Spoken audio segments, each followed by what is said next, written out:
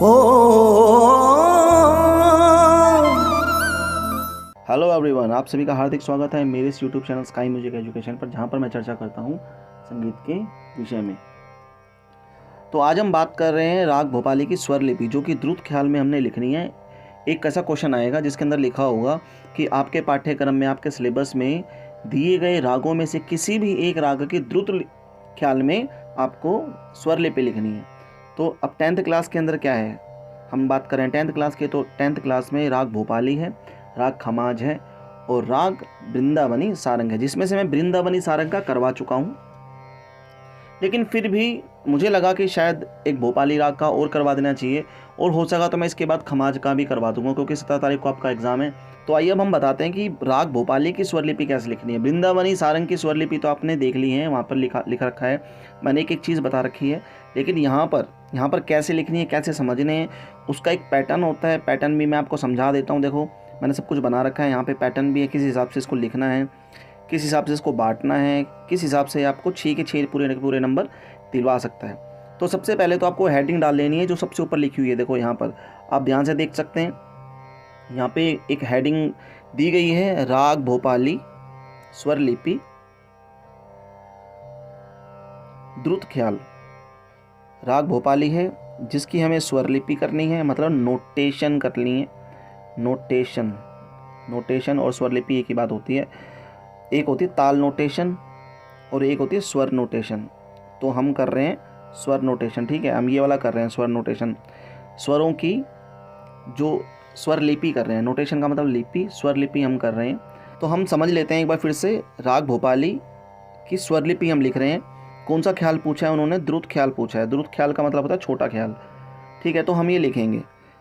देखिए, ऐसा फिक्स नहीं है कि हम उसको 3 ताल में ही लिखेंगे, ऐसा कुछ नहीं है। ये अपने ऊपर है कि आपने बंदिश कौन सी मात्रा में सीखी है।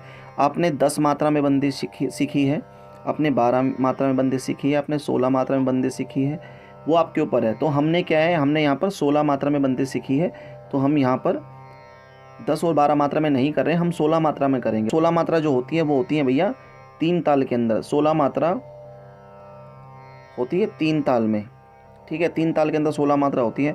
अब आज हम समझ लो इस चीज़ को, राग भोपाली की स्वर लिपि।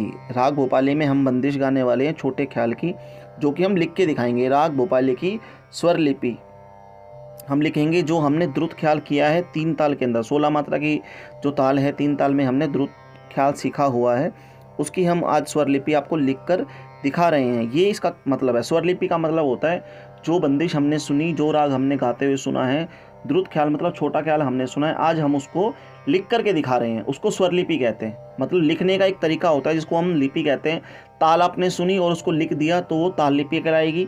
और अगर आपने स्वरों को सुना है, आपने कोई बंदिश सुनी है, राग बंदिश सुनी है और उसको लिख दिया है, तो भैया वो स्वर लिपि कहलाती है, ठीक है। तो मैं आपको बता रहा हूँ कैसे लिखना है आपको। सबसे पहले आपको ध्यान देना है, यहाँ पर कुछ डिटेल लिखनी है इसकी, जैसे कि थाट है इसका कल्याण, आपको लिख देना है। और आरोह इसका लिखना है सारे गापा धासा, क्योंकि माँ और नी इसमें नहीं होता, माँ और नी इसमें नहीं होता, इसलिए हमने क्या करना है, हमने यहाँ पर ध्यान से देखना है, यहाँ पर आरोह लिख देना है सारे गापा धासा, जिसके अंदर माँ और नी यहाँ पर है ही नहीं, तो सारे गापा धासा हमने लिख देना है। और इसके बाद इसका जो अवरोह है वो इसका उल्टा हो जाएगा, साधा पागा रेसा, जो कि मैं बता चुका हूँ। आरोह का मतलब असेंडिंग ऑर्डर और अवरोह का मतलब डिसेंडिंग ऑर्डर। तो अब हम पकड़ के बारे में समझ लेते हैं, पकड़ कैसे लिखनी है। पकड़ का मतलब होता है जिससे रागों की पहचान हो, ठीक है। ऐसा स्वर समूह जिससे राग की हमको पहचान हो जाती है, उसको गाने बजाने से राग की पहचान हो जाती है। ज़रूरी नहीं कि पकड़ एक जैसी हो, बस उसका स्वर समूह ऐसा होना चाहिए कि उसको गाएं बजाएं तो राग की पहचान हो जाए हमें। तो यहाँ पर हम देखेंगे सारे गापा लिखने के बाद पा और रे के बीच में यहाँ पर हमने थोड़ा सा मींड कर देना है, ठीक है। पा और रे के बीच में यहाँ पर मींड है, जो कि मैंने नहीं लगाया था, तो आप लगा सकते हैं, इसको ध्यान से देख सकते हैं। सारे गापा और रे के बीच में मींड है, और उसके बाद गारेसा कोमा और धा के नीचे यहाँ पर एक छोटा सा डॉट लग जाएगा। यहाँ पर हमको एक डॉट लगाना है, मतलब धा के नीचे जब डॉट लगता है इसका मतलब होता है कि ये मंद्र सप्तक का धा है। तो ध्यान रखना, ये वाला जो सप्तक, ये वाला जो है वो मंद्र सप्तक का धा आएगा। तो सा रे गा पा और रे के बीच में मींड है, गा रे सा कोमा धा सा, धा जो है वो मंद्र सप्तक का है, सा रे गा रे सा, ठीक है, गा रे सा। तो इस हिसाब से आप इसको कर सकते हैं, बहुत आसान है, इसको आप समझ लीजिए, बिल्कुल आसान है, कोई भी टेंशन लेने की इसमें ज़रूरत नहीं। तो आपने क्या करना है, ये जो जगह है इसको बहुत ध्यान से लिख लेना है। सबसे पहले आपको ये ऊपर हेडिंग मिल जाएगी, ये आपको वहाँ से देख करके लिख लेनी है जो भी उन्होंने पूछा है। तो थाट बता देना है, आरोह बता देना है, अवरोह बता देना और पकड़ बता देना। ये वही है जो मैंने आपको राग परिचय के अंदर करवाया है। क्लियर। अब उसके बाद देखो हम क्या लिखने वाले हैं वो ध्यान से आप समझें। उसके बाद हम जो गीत के जो बोल हैं वो लिखेंगे। गीत के बोल क्या हैं भाई, देख सकते हो आप यहाँ पर। उस गाने के जो बोल हैं जिसके अंदर हम जो राग हम गा रहे हैं उसकी जो बंदिश है, उस बंदिश के जो बोल हैं वो ये है। तो सबसे पहले स्थाई आती है। स्थाई का मतलब होता है वर्स। वर्स का मतलब होता है गाने का पहला भाग, उसको हम वर्स कहते हैं। और अंतरा जो होता है उसको हम कहते हैं स्टैंजा। ठीक है। तो जो स्टैंजा है वो इसका सेकंड पार्ट होता है और ये फर्स्ट पार्ट होता है। तो यहाँ पर एक ही स्थाई है और एक ही अंतरा है, मतलब एक ही वर्स है और एक ही हमारे पास स्टैंजा है। तो सबसे पहले हम उस गाने को लिख देंगे, ध्यान से इसको पढ़ लेना है। स्थाई क्या है, नमन कर चतुर श्री गुरु चरणा, नमन कर चतुर श्री गुरु चरणा। अभी देखो सिर्फ आपको याद करना है, इसको याद कर लेना, बार बार 2-3 बार बोलना, नमन कर चतुर श्री गुरु चरणा, नमन कर चतुर श्री गुरु चरणा, नमन कर चतुर श्री गुरु चरणा। इस हिसाब से आपको याद करना और याद हो जाएगा। क्योंकि अभी जो देखो रटने वाला काम है तो आप इसको आराम से इसको याद कर सकते हैं, रट सकते हैं। उसके बाद है तन मन निर्मल कर भव तरना। देखो एक शेर और शायरी की तरह है ये। तो एक गीत है, जैसे गाना लिखा होता है वैसे ही इसको हमने याद करना है, समझना है, बहुत ध्यान से समझना है। नमन कर चतुर श्री गुरु चरणा, नमन कर चतुर श्री गुरु चरणा, तन मन निर्मल कर भव तरना। ये हमारे स्थाई के बोल हैं। अब इसके बाद हमने अंतरा देखना है। अंतरा के अंदर लिखा हुआ है जोई जोई ध्यावत शुभ फल पावत, जोई जोई ध्यावत शुभ फल पावत, जन्म मरण दुख सब निस्तरना। तो इस हिसाब से आपको ये याद कर लेना है, स्थाई और अंतरा। और सबसे पहले हम एग्जामिनर को बताएंगे कि भैया गीत के जो बोल हैं वो ये हैं, इसको अब हम 3 ताल में गा करके दिखाएंगे। ठीक है, जैसे कि मैं बता देता हूँ, आपको दिखा भी देता हूँ। ये गीत के बोल हैं और इसको हम यहाँ पर देखो गा करके दिखा रहे हैं। देखो ये हमने 16 मात्रा में डाला, 3 ताल को हमने लिख दिया, जैसे तिलवाड़ा लिखते हैं वैसे ही 16 मात्रा होती हैं। तो यहाँ पर हमने उसको तरीके से लिख दिया है कि जिस हिसाब से 16 मात्राएं होती हैं। अभी हम 16 मात्रा के अंदर गा करके दिखा रहे हैं। सबसे पहले आपको क्या करना है वो ध्यान से सुन लीजिए, बिल्कुल ध्यान से। सबसे पहले हमको बताना है कि 3 ताल के अंदर मात्रा होती है 16। तो हमने 16 मात्रा बराबर बराबर हिस्से में यहाँ पर लिख दी है। 16 मात्रा देखो, ध्यान से देखो, 4 4 4 4, ठीक है, 1 2 3 4 5 6 7 8 9 10 11 12 13 14 15 16। ये जो तिलवाड़ा ताल है वैसे ही आपको इसको लिखना है। इसके अंदर ताल के कोई भी बोल नहीं आएंगे, सिर्फ आपको यहाँ पर मात्राएं लिखनी है। ठीक है। उसके बाद आप देख रहे हैं ध्यान से, यहाँ पर देखो चिन्ह डाल रखे मैंने। चिन्ह का मतलब होता है ताली खाली। तो ये इसका मतलब होता है सम। सम का मतलब होता है पहली ताली, 2 का मतलब हो गया दूसरी ताली, 0 का मतलब हो गया खाली, और 3 का मतलब हो गया तीसरी ताली, 4 का मतलब चौथी ताली। ठीक है, लेकिन इसमें 4 नहीं है, तो इसमें 3 ताली है। एक तो ये ताली है, एक ये ताली है और एक ये ताली है, और यहाँ पर ये खाली है। तो आपको इस चीज़ को बहुत ध्यान से समझना है। तो आपको क्या करना है, जब ये लिखा होगा तो आपने यहाँ से बीच में एक एक लाइनें खींच देनी है। देखो इनके विभाग कर देने हैं। 16 मात्रा जो है वो 4 विभागों में बटी हुई हैं, क्योंकि 3 ताल के अंदर तिलवाड़ा ताल की तरह 4 विभाग होते हैं। ठीक है, इस चीज़ को ध्यान से रखना है। तो 1 से लेकर 4 के बीच में फिर एक आपने लाइन खींच देनी है। 4 4 का एक ग्रुप बना लेना है, मतलब विभाग कर देना है। तो 4 के बाद लाइन आएगी, फिर 8 के बाद लाइन आएगी, फिर 12 के बाद लाइन आएगी, फिर 16 के बाद है ही। ठीक है, इस हिसाब से लाइन आएगी। तो एक में 4 4 4 4 ये मात्राएं आपको बांट लेनी है। ठीक है, तो 1 2 3 4 ये हो जाएगी, 5 6 7 8 ये हो जाएगी, 9 10 11 12 ये हो जाएगी, और 13 14 15 16 ये हो जाएगी। अब देखो ध्यान रखना, जो नमन कर चतुर कहाँ से शुरू हो रहा है, इसको बहुत ध्यान से देखना। कहाँ से शुरू हो रहा है? नमन कर चतुर यहाँ से शुरू हो रहा है। देखो यहाँ से, कौन सी मात्रा से? इस मात्रा से। ये कौन सी मात्रा है भैया? 9, 9वीं मात्रा से ये बंदिश शुरू होने वाली है। मतलब ये जो गाना है, ये जो गीत है वो 9वीं मात्रा से शुरू होने वाला है। तो घूम फिर के 9वीं से यहाँ पर शुरू हो रहा है। तो अब बताएंगे कि लिखे कैसे, ये जो शब्द हैं ये किस हिसाब से बांटें। तो मैं आपको बता देता हूँ कि किस हिसाब से इसको हमने करना है, वो आप ध्यान से सुन लीजिए। यहाँ पर हम पैटर्न पे आ गए हैं, ठीक है। आप ध्यान से देख सकते हैं पैटर्न, वहाँ पे ऐसा लिखना नहीं है कि आप लिख के आ जाओ कि पैटर्न ऐसे लिख के आओगे, नहीं तो उनको लगेगा कि ये रटा हुआ मामला है। तो अब देखो लिखना कैसे, ध्यान से सुनो। सबसे पहले हमने क्या करना है, जो स्थाई के बोल हैं इनको ध्यान से देखना है ना। क्या देखना है, नमन कर चतुर श्री गुरु चरणा। अब ध्यान से इनके जो अक्षरों को याद करना है अपने। अक्षर कितने हैं, अक्षर नमन कर चतुर श्री गुरु चरणा।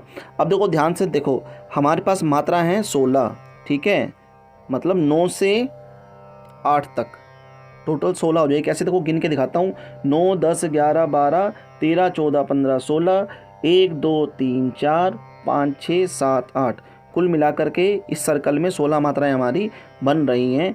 तो हमारे ये शब्द भी 16 मात्रा में आने चाहिए, मतलब पहली लाइन जो है वो 16 मात्रा में आनी चाहिए। तो आपको इस बात का थोड़ा ध्यान रखना है और समझना है कि किस हिसाब से क्या बताना चाह रहा हूँ मैं। देखो नमन के अंदर कितने शब्द हैं, नमन में है 3 शब्द, 3 और 2 5, 5 और 3 8 और 1 9, 9 और 2 11, 11 और 3, ये तो भैया 14 स्वर हो गए। लेकिन हमें कितने चाहिए, 16 स्वर चाहिए, मतलब 16 मात्राएं कंप्लीट करनी है हमने। लेकिन हमारे पास कितनी है, हमारे पास यहाँ पे सिर्फ 14 स्वर हैं, मतलब 14 जो हमारे अक्षर हैं। ध्यान से फिर से पढ़ें, 3 और 2 5, देखो 3 2 5 और 3 8, 1 9, 2 11, 11 और 3 14, और हमें चाहिए कितने भैया, 16। तो हम क्या करेंगे, देखो कहीं ना कहीं ये आने वाले हैं 2, इसको बोलते हैं अवग्रह। क्या बोलते हैं जी, अवग्रह। अवग्रह का मतलब क्या होता है, अवग्रह का मतलब होता है मात्राओं को बढ़ाने के लिए इनका प्रयोग किया जाता है, इनका प्रयोग, ठीक है, एस का, ठीक है। अभी कैसे काम करना पड़ेगा, पहली लाइन को हम लिख के दिखा रहे हैं, नमन कर चतुर श्री गुरु चरणा को हम लिख के दिखाएंगे। तो देखो न म न कर चतुर, कंटिन्यू चल रहा है जी, 8 अक्षर इसमें आ गए, 8 मात्रा को जिन्होंने कवर कर लिया। न म न कर चतुर, हमेशा शब्द नीचे आएंगे और स्वर हमेशा ये ऊपर आएंगे। देखो ये ऊपर स्वर हैं और नीचे ये शब्द हैं, तो जो शब्द हैं वो हमेशा नीचे आएंगे और स्वर जो हैं वो ऊपर आएंगे। तो न म न कर चतुर, श्री के बाद एक एस लग गया है, गुरु चरण, और लास्ट में भी एक एस लग गया है, ठीक है। अब देखो हमने कितने अक्षर गिने थे, हमने 14 अक्षर गिने थे। तो हमें कितने चाहिए, हमें 2 अक्षर और चाहिए, मतलब 2 मात्राएं और चाहिए, तब जा कर के 16 मात्राएं कंप्लीट होंगी। तो हमें 14 मिल चुके हैं, तो एक तो हमने यहाँ पे लिया और एक हमने यहाँ पे लिया, 2 और 8 को हमने ये एस और एस बना करके ये लाइनें कंप्लीट कर दी है, ठीक है। उसके बाद देखो तन मन निर्मल कर भव तरना, ठीक है। तो एक बार यहाँ पे देखेंगे, हम अक्षरों को पढ़ेंगे देखो तरीके से। ये 4 अक्षर हैं और निर्मल को हमने अलग अलग कर लिया है, निरमल, मतलब ये हमारे 4 अक्षर ये हैं। तो निरमल निर्मल ये 4 अक्षर हो गए और ये 2 अक्षर हो गए और ये 5 अक्षर हो गए, कुल मिलाकर के 15 अक्षर हो गए। अब हमें चाहिए 16, तो 16 में से 15 गए, हमें कितने अवग्रह चाहिए, 1 अवग्रह चाहिए। तो 1 अवग्रह हम कहाँ लगाएंगे, तो हम क्या करेंगे, यहाँ पर देखो त न म न निरमल कर भव तरणा और ये एस, ठीक है। तो 3 अवग्रह लग रहे हैं यहाँ पर, एक तो 2 पर, पहली लाइन में 2 पर और फिर 8 पर, फिर दूसरी लाइन में 8 पर लग रहा है। तो 2 8 और 8 ये अवग्रह लग रहे हैं। बाकी आपको कंटिन्यू उनको बांट देना है, ठीक है, उनको बांट देना है, एक अक्षर को बांट देना है। ऊपर की लाइनें आपको छोड़नी पड़ेगी क्योंकि ऊपर स्वर आएंगे, और नीचे नीचे आपको ये जो शब्द हैं, जो गीत के जो बोल हैं, वो आपको फैला करके लिख देने हैं, ठीक है। उसके बाद हम डायरेक्ट आएंगे नीचे, अंतरा लिखेंगे, थोड़ा स्पेस डालेंगे। स्पेस डालने के बाद फिर हमने देखो क्या करना है, ये ऊपर की लाइनें फिर छोड़नी है क्योंकि यहाँ पर अभी स्वर आने वाले हैं। तो पहले आप एक काम करो, सबसे पहले जो आसान तरीका है वो है कि ये है कि पहले आप गीत के बोल लिख लीजिए, ठीक है। तो अब गीत के बोल एक बार फिर से देखेंगे जा करके। तो गीत के बोल, अब अंतरे के जो बोल हैं वो किस हिसाब से हैं वो देखो। जोई जोई ध्यावत शुभ फल पावत, जोई जोई, मतलब ये हो गए 4 स्वर। ध्यावत, ध्या एक ही स्वर है। वत मतलब 3 स्वर इसमें हो गए, 2 स्वर हो गए। शुभ के अंदर 2 स्वर हो गए फल में, और पावत में हो गए 3 शब्द, ठीक है, 3 अक्षर होंगे। तो यहाँ पर हम बात कर रहे हैं 4, 3 7 और 2 9, 2 11 और 3 14। यहाँ पे 14 हैं और हमें चाहिए 16। तो कहीं ना कहीं क्या है, 2 अवग्रह आएंगे। जब ये 2 अवग्रह जुड़ जाएंगे तो ये 16 बन जाएंगे, मतलब इसको कंप्लीट कर लिया जाएगा। जैसे दिखा देता हूँ मैं आपको एक बार करके। देखो ऊपर यहाँ पे हमने क्या करना है, जो ई ध्या, और ये अवग्रह लग गया। देखो यहाँ पर कौन सी मात्रा पर अवग्रह लगा है, ये लगा है भैया 14वीं मात्रा पर, ठीक है, 14 पर। जो ई ध्या आवत शुभ फल पा आ वत, जो ये है ये भी ध्यान रखना। ये आपका जो लग रहा है, ये लग रहा है 6 नंबर पे, ठीक है। तो अंतरे की पहली लाइन में एक तो आपका लग रहा है 14 नंबर पर, और एक लग रहा है 6 नंबर पर आपका अवग्रह लगेगा। बाकी उन सबको फैला देना है। क्लियर? तो इन पर और इन पर बाकी देखो सेम है। जो ई ध्या आवत शुभ फल पावत, तो यहाँ पर एस लग गया और यहाँ पर आपका एस लग गया है। तो ये आपका पहली लाइन कंप्लीट हो गई। अब दूसरी लाइन देखेंगे, दूसरी लाइन किस हिसाब से है। तो दूसरी लाइन को अब देखने वाले हैं हम। तो दूसरी लाइन में जन्म मरण दुख सब निस्तरना, मतलब इसमें है 3, मरण में भी 3 अक्षर हैं, दुख में 2 अक्षर हैं, सब में 2 अक्षर हैं, और निस्तरना में 4 अक्षर हैं। तो ये देखो 3 और 3 6, 2 8, तो 10 और 4 14, ठीक है। और हमें चाहिए भैया 16, 14 गए। इसका मतलब है 2 अवग्रह फिर से लगने वाले हैं। यहाँ पर 2 अवग्रह लगेंगे, ठीक है। तो यहाँ पर हम दोबारा चलते हैं ध्यान से कि अवग्रह कहाँ लग रहा है वो देखते हैं। अब जन्म मरण दुख कंटिन्यू चल रहा है भैया, कोई इसमें अवग्रह का सिस्टम नहीं आ रहा। सब निस्तर णा, और लास्ट में भैया 2 अवग्रह, बिल्कुल एकदम ओके की रिपोर्ट है। अंतरे की सेकंड लाइन बिल्कुल आसान है। जन्म मरण दुख सब निस्तरना, तो जन्म मरण दुख सब निस्तरना, और 2 अवग्रह लग गए भैया। ये हमारी बात जो है वो कंप्लीट हो गई। तो मैं आपको बताऊंगा कि ऊपर के जो स्वर हैं वो कैसे लिखने हैं, क्योंकि देखो स्वरलिपि जब हम लिखते हैं तो उसके अंदर क्या होता है कि हम ये बता रहे हैं कि जो गाना हम गा रहे हैं वो किन स्वरों पर है, मतलब जो राग हम जिस राग की बंदिश हम गा रहे हैं वह किस स्वरों पर है। तो हमने देखो नीचे का जो हिस्सा है ये सारा हमने लर्न कर लिया है और हमने इसको सेट कर दिया है। हर एक अक्षर को हमने फैला दिया है। जैसे कि पहली लाइन जो थी नमन कर चतुरु श्री गुरु चरणा, उसके अंदर 1 अवग्रह तो यहाँ लगा है और 1 अवग्रह यहाँ लगा है। दूसरी लाइन है तन मन निर्मल कर भव तरना, इसके अंदर 1 अवग्रह यहाँ लगा है। बाकी हमने जितने भी जो अक्षर थे, जो शब्द थे, उन शब्दों को अक्षर के हिसाब से हमने उनको फैला दिया है। 9 से स्टार्ट होगी ये बंदिश, इसका ध्यान रखना है। अब हमें देखो ध्यान रखना है कि ये जो ऊपर के जो स्वर हैं ये क्या हैं, ठीक है। बाकी अगर इसको गा करके देखें तो कैसे आएगा, देख लो ध्यान से, सुन लो। सा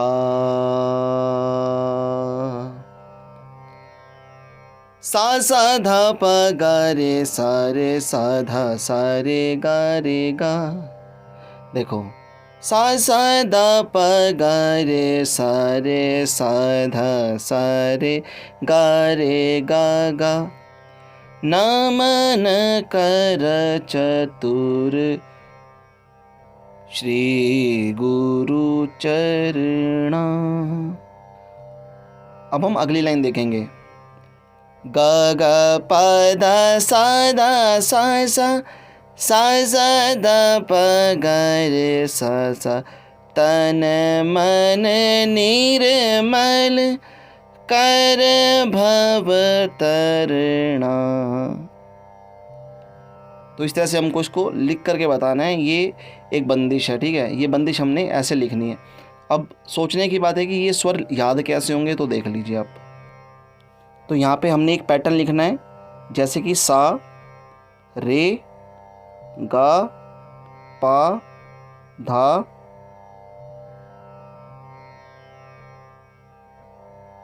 धा और ये सा। ठीक है, ये इसका आरोह है और इससे पहले एक धा लगेगा, तो इन स्वरों को लिख लेना भाई। ठीक है, इन स्वरों को लिख लें और आगे भी लिख सकते हैं आप। ये रे हो गया और ये गा हो गया। अब इनको देखो एक नंबर दे दो, ये 1 नंबर। ठीक है, मैं दूसरा कलर यूज़ करता हूँ इसके लिए। ये 1 नंबर, ये 2 नंबर, ये 3 नंबर, ये 4 नंबर, ये 5 नंबर। ठीक है, ये भी, ये 1 है तो ये भी 1 हो जाएगा। ये इसको आप +1 दे दीजिए। ठीक है, क्योंकि ये मध्य सप्तक का है तो ये तार सप्तक है तो +1। और ये देखो ये 2 है तो ये +2 दे दीजिए। वैसे तो ये भी प्लस है लेकिन यहाँ पे +2 दे दीजिए। ये मेरा पैटर्न है जो मैं पहले भी समझा चुका हूँ। और ये 3 है तो ये +3 दे दीजिए। मतलब अब +3 जहाँ भी लिखा होगा वहाँ पर गा के ऊपर डॉट होगा, और अगर सिर्फ और सिर्फ 3 लिखा होगा तो इसका मतलब है कि वहाँ पर सिर्फ गा होगा। ये मध्य सप्तक का है। और अगर देखो, अब इसको आप बहुत ध्यान से बता सकते हैं बहुत तरीके से। देखो ये 5 नंबर है तो इस 5 को माइनस दे दीजिए, -5।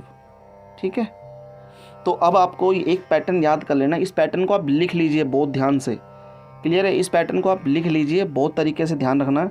इस पैटर्न को आप क्या लिखेंगे, देखो अब ध्यान देना, इस वाले पैटर्न को याद करना है। इसके नंबर याद करने हैं हमको। किसके? इसके मैं आपको नंबर बता रहा हूँ।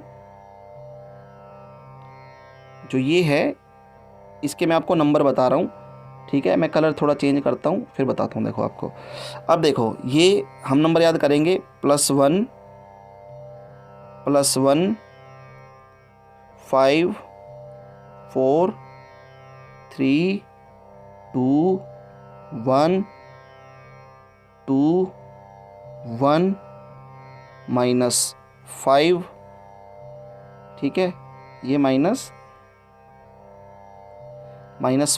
उसके बाद 1 2 3 2 3 3। ठीक है, अब ये क्या है, अब इसको ध्यान से देखना है कहाँ कहाँ मैच कर रहा है। देखो ये जो 1 है ये हो गया सा, ऊपर का तार सप्तक का सा, +1 दोबारा तार सप्तक का सा, ये धा 5 पर, 4 पर है आपका पा, गा पर है, 3 पर जो है गा है, और जो 2 है ये रे पर है, सा 1 पर है, फिर आ जाएगा रे, फिर आ जाएगा सा, फिर आ जाएगा, देखो ये ध्यान से देखो, ये धा जो है आपको मंद्र सप्तक का दिखाई दे रहा है तो ये यहाँ पर भी देखो -5 है, मतलब 5 माइनस में। ठीक है, उसके बाद फिर ये सा हो गया, ये रे हो गया, ये सा हो गया, ये रे हो गया, ये गा हो गया। ठीक है, ये रे हो गया और ये गा हो गया और ये गा हो गया। तो हमें नंबर याद कर लेना है, +1 +1 5 4 3 2 1 2 1 -5 1 2 3 2 3 3। ठीक है, ये पैटर्न आपको याद कर लेना है और इस हिसाब से आपको लिख के आ जाना है। आपको ये वाले जो नंबर हैं, ये जो नंबर मैं आपको बता रहा हूँ, ये नंबर आपको नहीं लिखने हैं, ये नंबर सिर्फ आपको याद करने हैं और इस नंबर के हिसाब से आपको यहाँ पर लिखना है। क्लियर? ऐसे आपको याद कर लेना है। एक तो ये पैटर्न है, ये वाला पैटर्न जो है सबसे आसान है, तो आगे भी आपको इसके पैटर्न बना लेने हैं, बहुत अच्छे से आपको लिख लेना है यहाँ पर। ठीक है, ये पैटर्न बना लेना है, ये पैटर्न बना लेना है, तो आगे आपको बहुत सारे पैटर्न बना लेने हैं। अब देखो यहाँ पर हम चलते हैं तो हम बताएंगे किस हिसाब से पैटर्न बने थे हमारा। देखो ये तो आपने सीख ही लिया था, ये तो आपने सीख ही लिया था कि कैसे कैसे हमने इनको लिख दिया है सबको, ये तो आपने सीख ही लिया था। अब इनके बात कर रहे हैं हम इनके स्वरों की, तो स्वरों को कैसे लिखना है वो थोड़ा सा समझ लीजिए। तो ये देखो, ये हो गया +1, ठीक है, ये भी हो गया +1, ये हो गया 5 4 3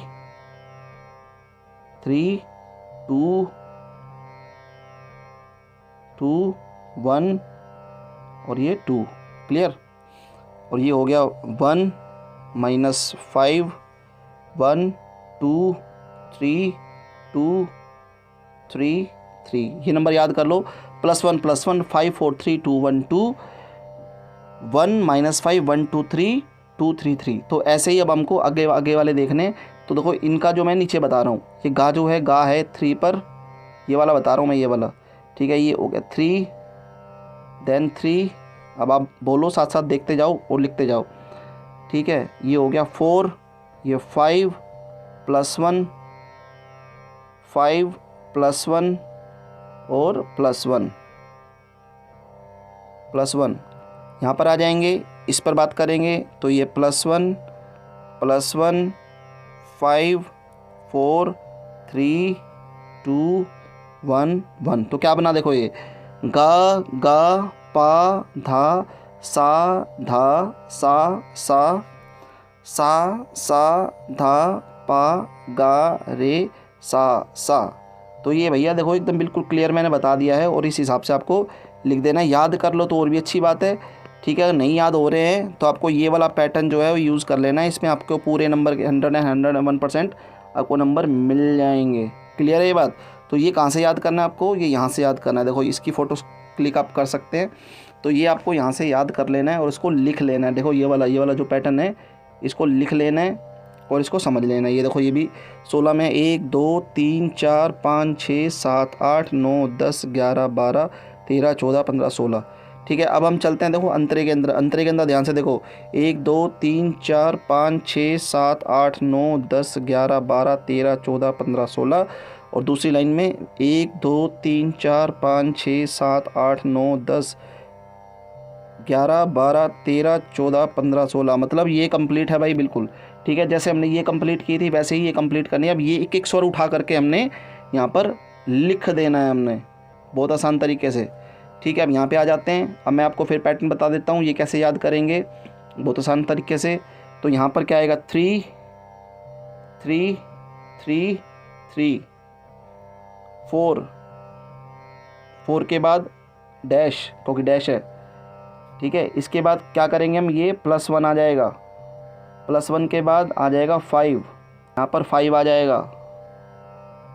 फिर +1 आ जाएगा, तार सप्तक का सा है, +1 तार सप्तक का सा, +1 +1 फिर +1 फिर +2 मतलब तार सप्तक का रे, फिर +1 फिर +1। ठीक है, उसके बाद यहाँ पर इसका बता रहा हूँ, +1 +1 +1 +1 +3 +2 +1 और +1। ठीक है, बहुत तरीके से इसको देखोगे तो समझ जाओगे आप। ठीक है, अब इसका मतलब क्या हुआ ध्यान से देख लो। ये क्या बना, गा गा गा गा गा पा डैश तार सप्तक का सा धा, तार सप्तक का सा, तार सप्तक का सा, तार सप्तक का सा, तार सप्तक का सा, तार सप्तक का सा, तार सप्तक का रे, क्योंकि 2 लिखा हुआ प्लस है, और तार सप्तक का सा +1 है, तार सप्तक का सा। और यहाँ देखो तार सप्तक का सा, तार सप्तक का सा, तार सप्तक का सा, तार सप्तक का सा, तार सप्तक का गा, तार सप्तक का रे, तार सप्तक का सा, तार सप्तक का सा। ठीक है, बहुत आसान तरीके से बता दिया मैंने। अब मैं इनकी बात करूँगा तो इसमें क्या आ जाएगा भाई, ये +1 +1 5 4 3 2 1 1। अब आप ध्यान से देखेंगे, इसको बहुत ध्यान से देखेंगे। जो ये वाली जो चीज़ मैं आपको बता रहा हूँ, ठीक है, ये वाली जो चीज़ मैं आपको बता रहा हूँ, ये वाली चीज़ सेम देखो, ये रही, उठा करके नीचे रख देना, बिल्कुल ओके। देखो सा से सा मैच कर गया, और सा से ये सा मैच कर गया, धा से धा मैच कर गया, पा से पा मैच कर गया, गा से गा मैच कर गया, रे से रे मैच कर गया, सा से सा मैच कर गया, सा से सा मैच कर गया। तो इस हिसाब से आपको यहाँ पर लिख देना है, बिल्कुल आसान है। तो ये नंबर आपको लिख लेने हैं बहुत आसान तरीके से।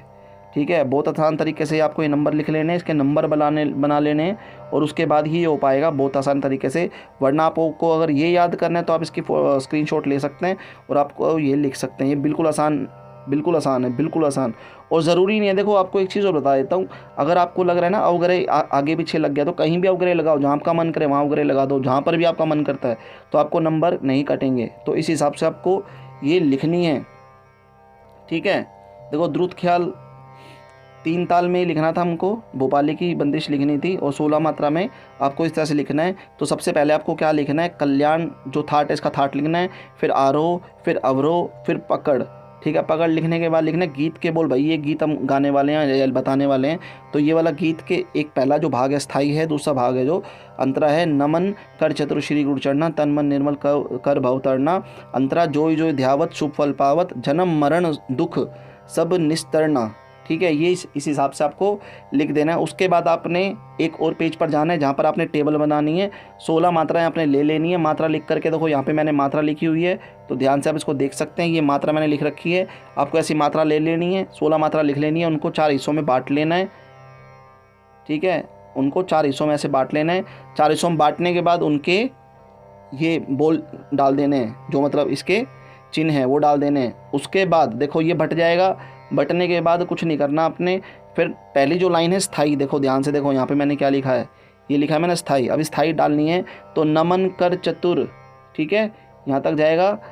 श्री गुरु चरणा यहाँ तक जाएगा। अगली लाइन यहीं से शुरू होगी, क्योंकि 16 मात्रा में बतानी थी। तो यहाँ से अगर काउंट, ये अगर मान लो 1 है तो 1 से 8 तो ये हो गई, और 9 से 16 ये हो गई, तो यहाँ पर ख़त्म हो जाएगी। तो अगली लाइन यहीं से आ रही है, तन मन निर्मल कर भवतरणा, यहाँ पर ख़त्म हो जाएगी। क्लियर है यहाँ पर। और ऊपर आपको इनके स्वर डाल देने हैं। ओके, ठीक है, इनके आपको नंबर याद कर लेने हैं और इस तरह से आपको लिख देना है। उसको करने के बाद थोड़ा सा स्पेस देना है। फिर स्पेस देने के बाद क्या करना है, आपको अंतरा पकड़ लेना है। जोई जोई ध्यावत शुभ फल पावत, तो ये इनको यहाँ तक शुभ फल पावत को यहाँ तक फैला देना है। उसके बाद जन्म मरण दुख सब निष्तरना, इसको भी यहाँ तक फैला देना है। उसके बाद आपको ऊपर वाले जो स्वर लिख देने हैं पहली लाइन के, फिर दूसरी लाइन के स्वर लिख देने हैं। लो जी, आपकी हो गई बंदिश, कुछ भी नहीं है इसके अंदर। तो इसको बहुत तरीके से आप गाओ, ठीक है, मतलब लिखो और बहुत अच्छे तरीके से इसको लिख के आओ। घबराने की कोई बात नहीं है, बिल्कुल आसान मैंने आपको चैप्टर समझा दिया है। तो God bless you, thank you so much, ठीक है। और ऐसी कोशिश मत करना कि एकदम से इसको बस रट लिया या कुछ हो गया। इसको बहुत अच्छे से लिखो और बहुत अच्छे से समझो। Thank you so much. और मेरी इस वीडियो से बने रहिए और ऐसे ही मेरे चैनल से ही बने रहिए। और आपको अच्छा लगे तो कमेंट ज़रूर करना भाई। Thank you so much.